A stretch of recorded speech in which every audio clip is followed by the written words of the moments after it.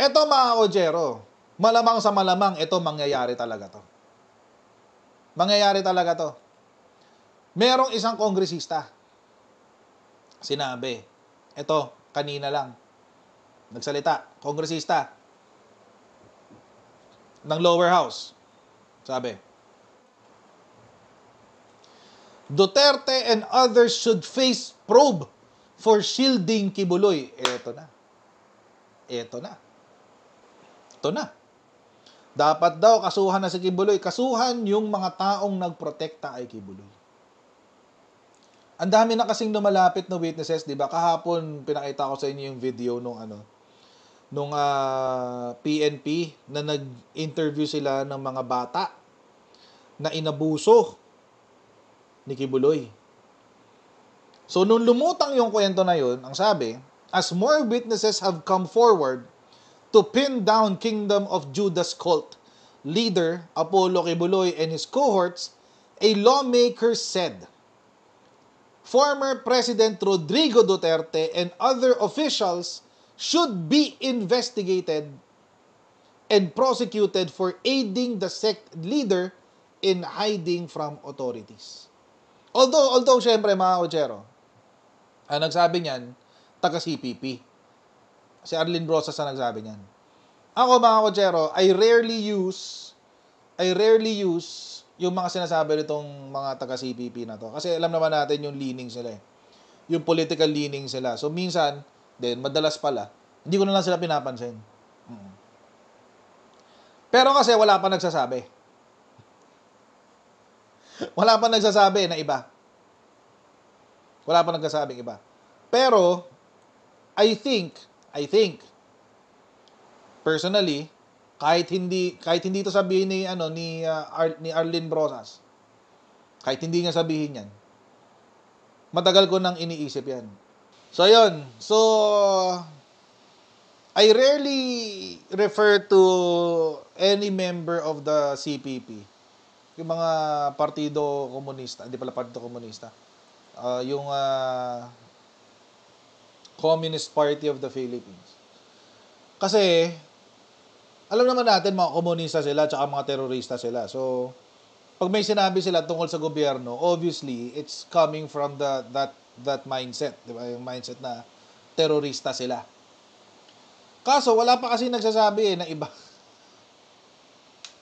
Wala pa nagsasabi ng iba tungkol dito.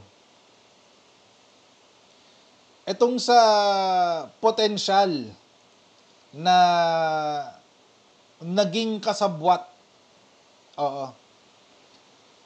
Potensyal na naging kasabwat etong si Kibulok at saka si Duterte sa obstruction. Sa obstruction. His potential involvement in shielding him from justice must be scrutinized. Dapat na siya imbestigahan. Sabi pa, we cannot allow this culture of impunity and fear to persist. No one should be above the law and the cries for arte lang kasi. Di ba? Kaya very insincere eh. No one should be above the law, and the cries for justice from these young girls must be heard and acted upon without delay. The details about Kibuloy's alleged crimes are the work of someone who is pure evil. It is a grave injustice that Kibuloy has operated with impunity in Mindanao. Totoo yan. Totoo yan mga Kojero. He has operated with impunity. Ibig sabihin, hindi siya napaparusahan. Kahit anong gawin niyang mali, walang parusa. Siya ay nakakalusot for decades, possibly leaving behind a trail of countless victims who have been too terrified to speak out. Ayun nyo mga Kojero, sabi ko nga sa inyo, wala kasi iba pa nagsasalita tungkol dito eh. Pero ako, matagal ko nang, bago pa to sinabi ni Arlene Brosas, na alam naman natin terorista, matagal ko nang sinasabi to na dapat imbestigahan din ang mga Duterte. Dapat imbestigahan din ang mga Duterte. Sino ang pwede mag-file? PNP. Sila yung ano sila yung arresting officers eh. Sila yung pinigilan eh. Sila yung pinahirapan. Sila yung araw-araw na binabatikos, sila yung araw-araw na sinisiraan. 'Di ba? PNP, sila ang sila yung merong locus standi. Locus standi. Legal standing ang tawag doon, legal standing. So, ako mga kotsero, serious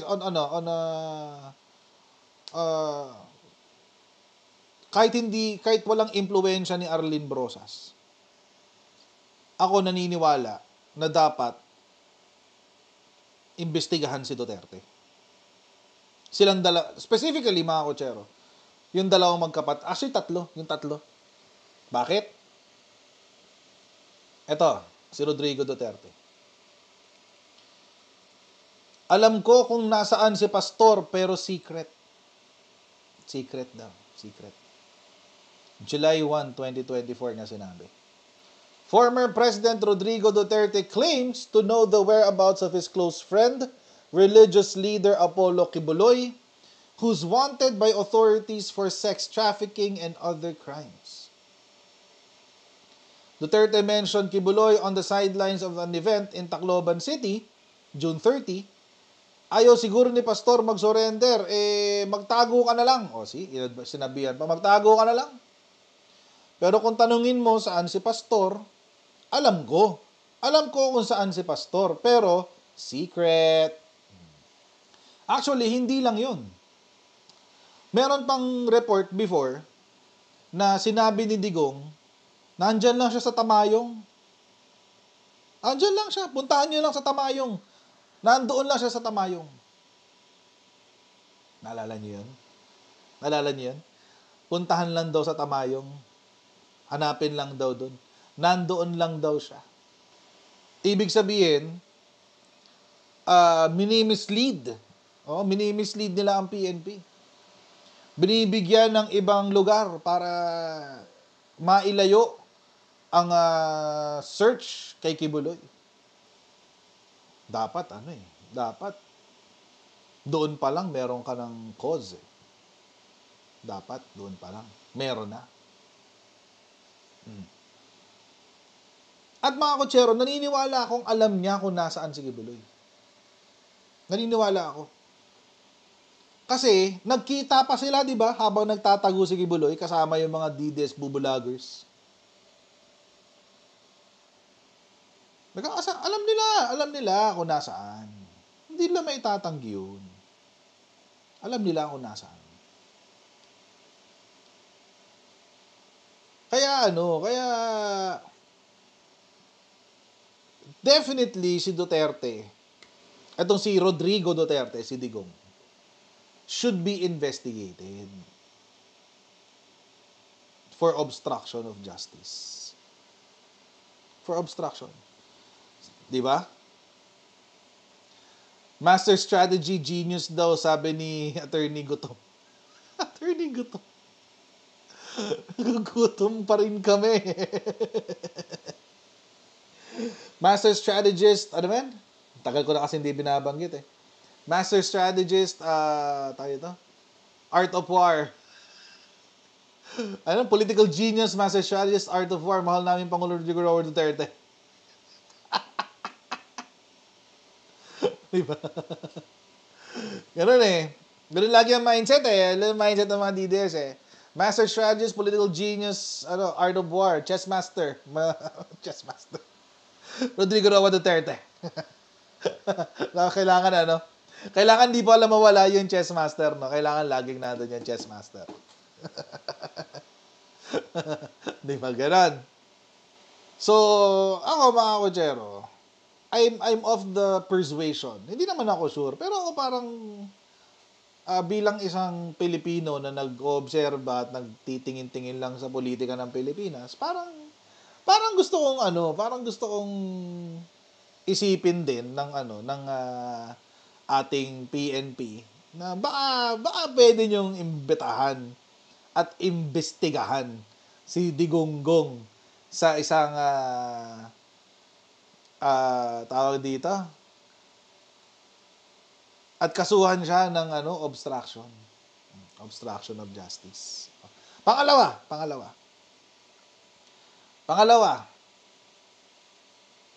Etong si Sara Duterte. Yan. Dapat imbestigahan din to eh. Si Sara Duterte. Dapat imbestigahan din to.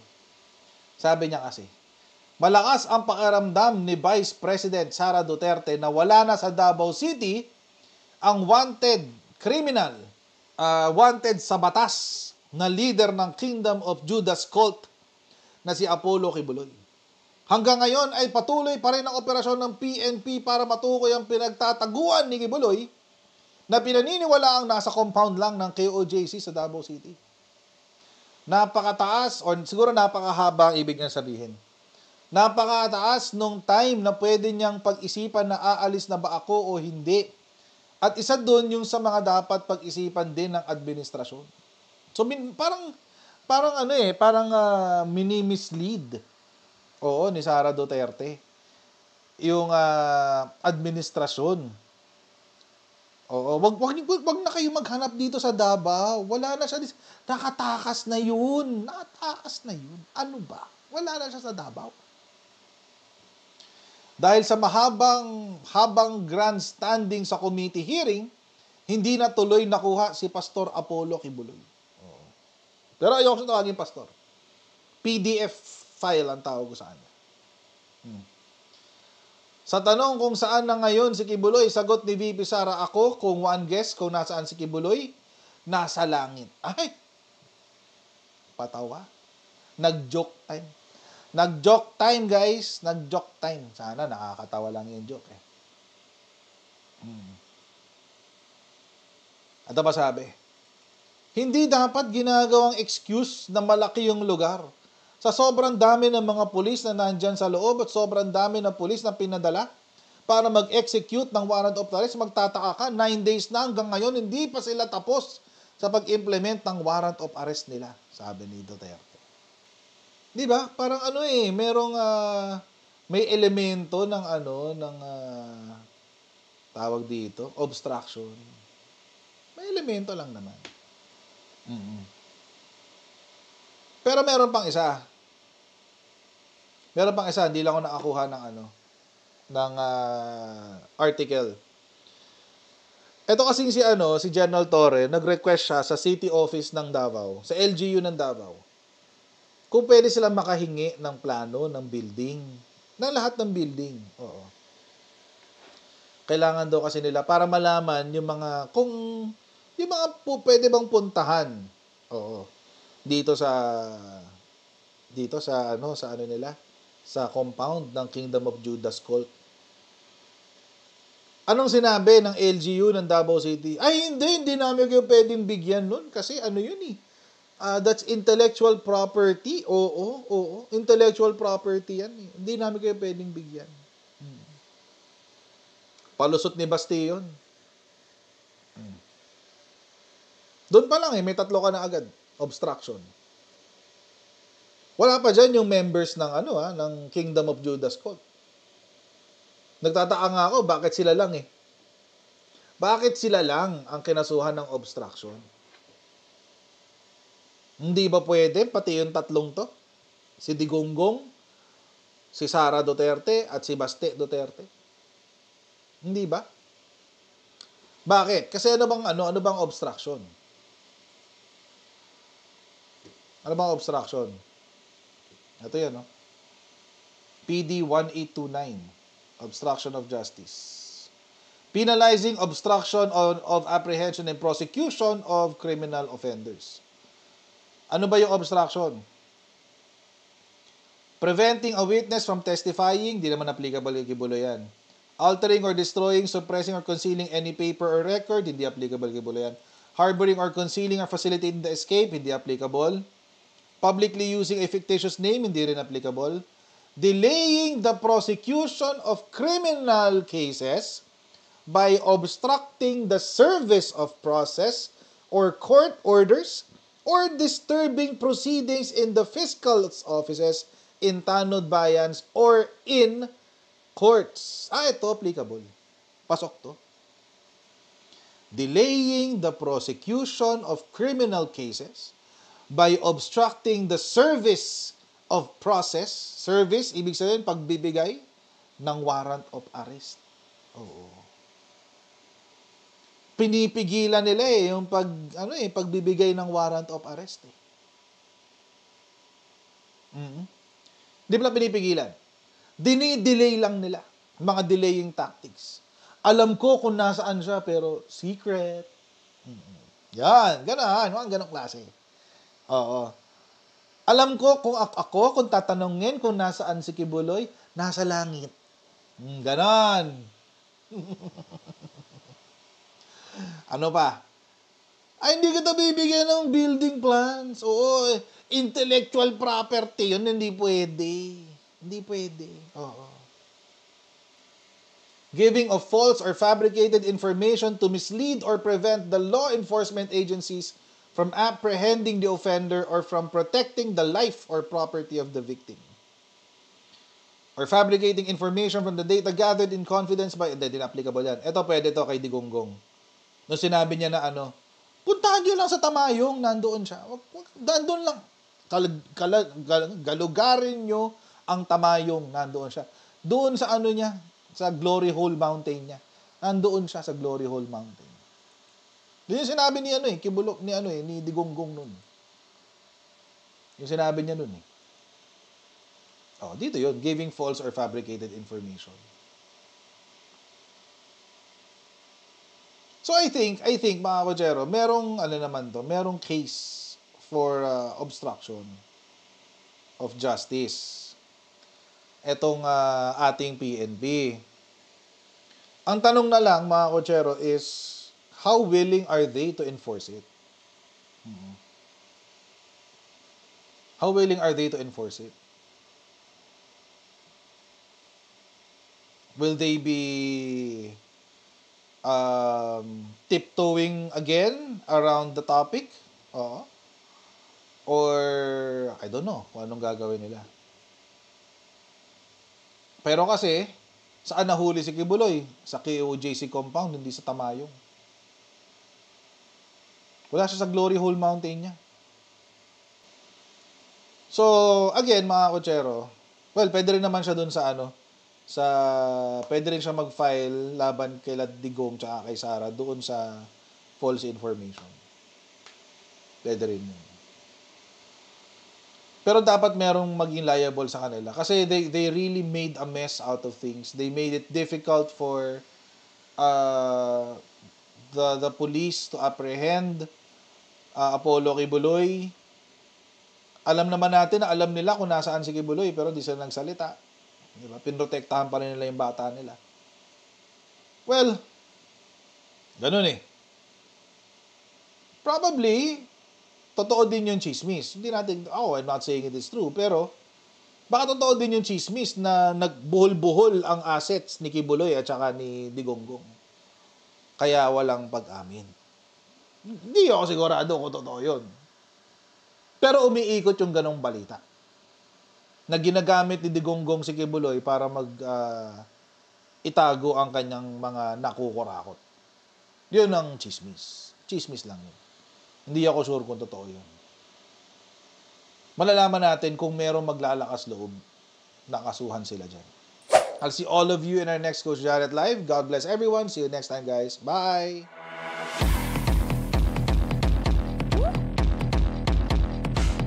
Pag ganun, huwag natin gawing tanga mga Pilipino. Mas maganda kasi nasa lugar ka ng tama kaysa yung pinipilit mo yung pagkakamali.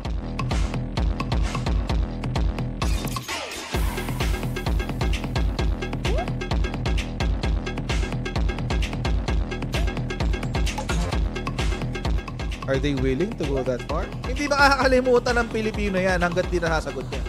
Sino ngayon nagsasabi ng totoo?